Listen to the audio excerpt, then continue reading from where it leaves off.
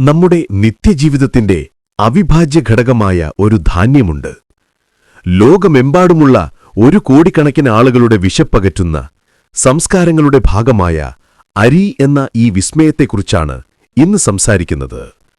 മനുഷ്യൻ കൃഷി ചെയ്ത ആദ്യകാല സസ്യങ്ങളിലൊന്നായ ഇതിന് ആയിരക്കണക്കിന് വർഷങ്ങളുടെ ചരിത്രം പറയാനുണ്ട്. അധ്യായം 1. ഉത്ഭവവും വ്യാപനവും. അരിയുടെ ഉത്ഭവം ഏഷ്യയിലാണ്, പ്രത്യേകിച്ച് ചൈനയുടെയും ഇന്ത്യയുടെയും ചില ഭാഗങ്ങളിലാണെന്ന് കരുതപ്പെടുന്നു. ഏകദേശം 10,000 വർഷങ്ങൾക്ക് മുമ്പ് യാങ്സി നദീതടത്തിലാണ് കാട്ടരിയെ മെരുക്കിയെടുത്ത് കൃഷി ചെയ്യാൻ തുടങ്ങിയതെന്നാണ് ഏറ്റവും പുതിയ കണ്ടെത്തലുകൾ സൂചിപ്പിക്കുന്നത്.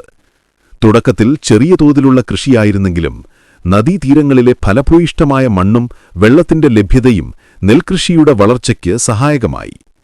ക്രമേണ അരി ഇന്ത്യയിലേക്കും പിന്നീട് തെക്കുകിഴക്കൻ ഏഷ്യൻ രാജ്യങ്ങളായ തായ്ലൻഡ്, വിയറ്റ്നാം, ഇന്തോനേഷ്യ എന്നിവിടങ്ങളിലേക്കും വ്യാപിച്ചു. ഓരോ പ്രദേശത്തും അവിടുത്തെ കാലാവസ്ഥയ്ക്കും മണ്ണിനും അനുസൃതമായ പുതിയ ഇനങ്ങൾ വികസിപ്പിച്ചെടുത്തു.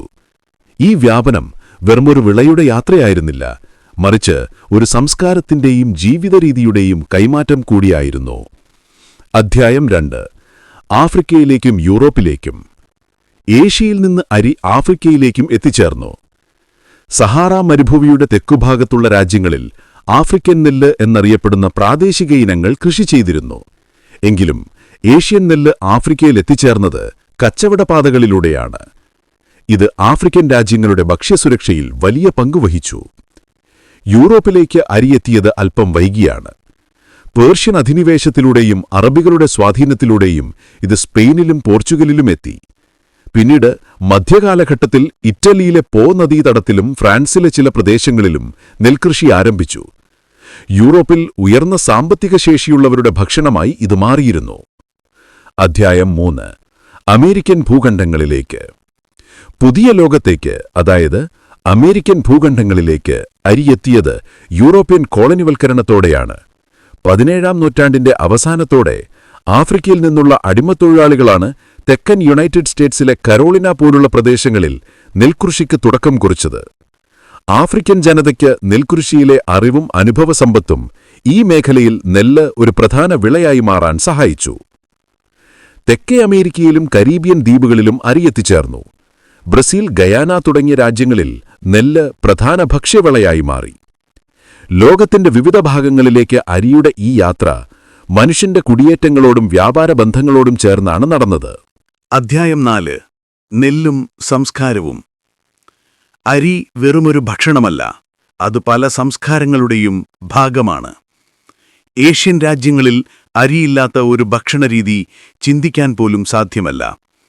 ഇന്ത്യയിൽ ഓണം, വിഷു തുടങ്ങിയ ഉത്സവങ്ങളിൽ അരി പ്രധാനമാണ്. വിവാഹങ്ങളിലും മറ്റു ചടങ്ങുകളിലും അരിക്ക് പ്രത്യേക സ്ഥാനമുണ്ട്.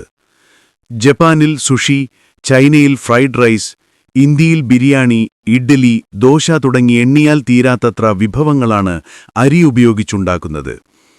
പല രാജ്യങ്ങളിലും നെൽകൃഷിയുമായി ബന്ധപ്പെട്ട ആചാരങ്ങളും വിശ്വാസങ്ങളുമുണ്ട്. വിളവെടുപ്പുത്സവങ്ങൾ നെല്ലിനെ കേന്ദ്രീകരിച്ചുള്ളവയാണ്. കലയിലും സാഹിത്യത്തിലും നെല്ലിന് അതിൻ്റേതായ സ്ഥാനമുണ്ട്. നെൽപ്പാടങ്ങൾ കവികൾക്ക് പ്രചോദനമായിട്ടുണ്ട്, ചിത്രകാരന്മാർക്ക് വിഷയമായിട്ടുണ്ട്. അധ്യായം 5. ആധുനിക നെൽകൃഷി, വെല്ലുവിളികളും ഭാവിയും. ഇന്ന് ലോകത്ത് ഏറ്റവുമധികം ഉത്പാദിപ്പിക്കുന്ന ധാന്യങ്ങളിൽ ഒന്നാണ് അരി. ജനസംഖ്യ വർദ്ധിക്കുന്നതിനനുസരിച്ച് അരിയുടെ ആവശ്യകതയും കൂടുന്നു. ഈ ആവശ്യം നിറവേറ്റുന്നതിനായി ശാസ്ത്രജ്ഞർ പുതിയ അരിയിനങ്ങൾ വികസിപ്പിച്ചെടുക്കുന്നു. ഹരിത വിപ്ലവം നെല്ലിന്റെ ഉത്പാദനത്തിൽ വലിയ കുതിച്ചുചാട്ടമുണ്ടാക്കി. എങ്കിലും നെൽകൃഷി പല വെല്ലുവിളികളും നേരിടുന്നുണ്ട്. കാലാവസ്ഥാമാറ്റം, ജലദൗർലഭ്യം, കീടരോഗബാധ എന്നിവ കർഷകരെ അലട്ടുന്നു. ഈ പ്രശ്നങ്ങളെ അതിജീവിക്കാൻ ജനിതകമാറ്റം വരുത്തിയ നെല്ലിനങ്ങൾ, ജലം കുറഞ്ഞ കൃഷിരീതികൾ, കൃത്യമായ വളപ്രയോഗം തുടങ്ങിയ ആധുനിക സാങ്കേതിക വിദ്യകൾ ഉപയോഗിക്കുന്നുണ്ട്.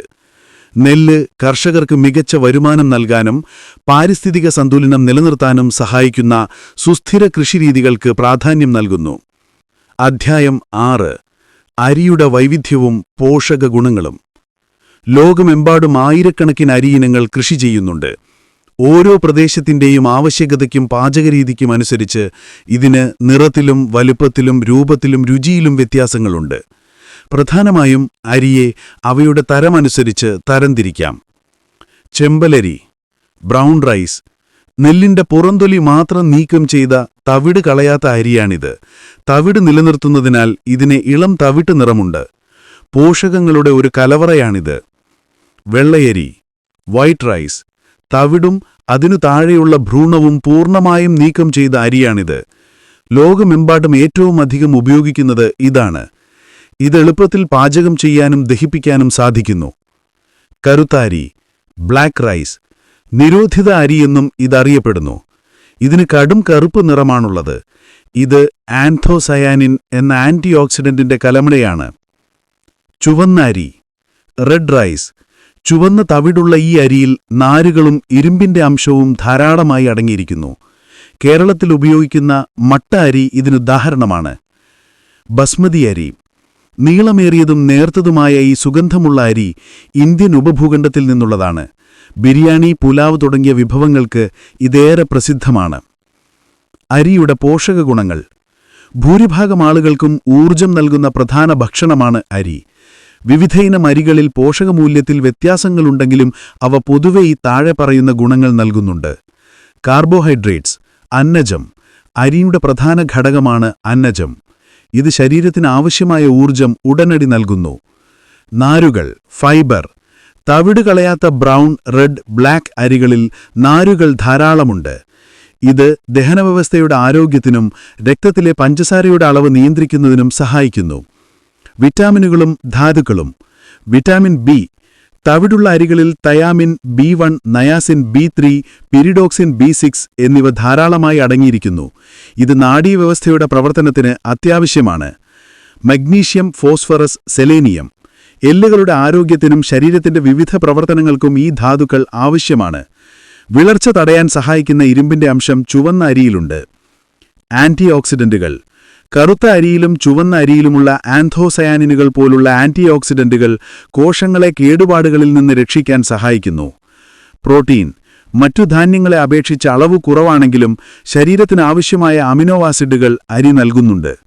അതുകൊണ്ടുതന്നെ അരി വെറുമൊരു അന്നമല്ല, മറിച്ച് മനുഷ്യന്റെ ആരോഗ്യത്തിലും സംസ്കാരത്തിലും ഒഴിച്ചുകൂടാനാവാത്ത സ്ഥാനം വഹിക്കുന്ന ഒരു സമ്പൂർണ്ണ പോഷകാഹാരമാണ് അരി. ആയിരക്കണക്കിന് വർഷങ്ങളുടെ ചരിത്രമുള്ള, ലോകത്തെ വിശപ്പകറ്റുന്ന, സംസ്കാരങ്ങളെ ഒന്നിപ്പിക്കുന്ന ഈ അത്ഭുതധാന്യം ഇന്നും നമ്മുടെ ജീവിതത്തിന്റെ ഒരു പ്രധാന ഭാഗമായി തുടരുന്നു. ഭാവിയിലും മനുഷ്യരാശിയുടെ നിലനിൽപ്പിന് അരിയുടെ പ്രാധാന്യം വലുതായിരിക്കും. നെല്ലൊരു വിത്ത് മാത്രമല്ല, അതൊരു പ്രതീക്ഷയാണ്, ഒരു സംസ്കാരമാണ്, ഒരു ജീവിതവും കൂടിയാണ്. ഈ വീഡിയോ ഉപകാരപ്രദമായി തോന്നിയാൽ തീർച്ചയായും ലൈക്ക് ചെയ്യുക. നിങ്ങളുടെ കൂട്ടുകാരുമായി ഇത് പങ്കുവയ്ക്കുക. നിങ്ങളുടെ അഭിപ്രായങ്ങളും കമന്റ് ബോക്സിൽ അറിയിക്കുക. കൂടുതൽ നല്ല വീഡിയോകൾക്കായി നമ്മുടെ ചാനൽ സബ്സ്ക്രൈബ് ചെയ്യുക. അടുത്ത വീഡിയോയിൽ കാണാം. നന്ദി.